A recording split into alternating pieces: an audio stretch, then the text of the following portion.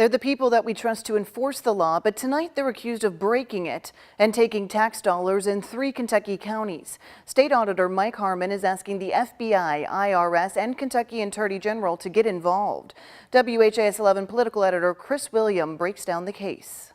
Bonuses to spouses totaling more than $100,000, public money used for family cell phone bills, and other claims of questionable spending are now headed to the FBI, the IRS, and the Kentucky Attorney General's office.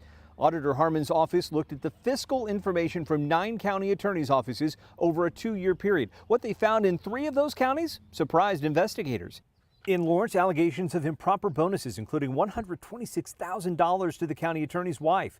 In Gallatin, $36,000 in personal expenses on the public dime. Boyd County's case actually landed 77 indictments to a former employee last November. Auditor Harmon wants lawmakers to require these types of fiscal audits, which are not required by Kentucky law now.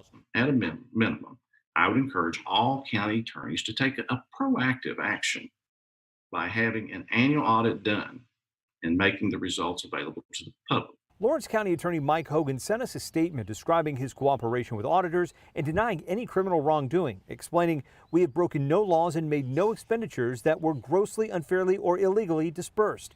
You can read the full statement on WHAS11.com. It's unclear whether taxpayers will see their money returned. That may be up to any possible criminal prosecution. Chris Williams, WHAS 11 News.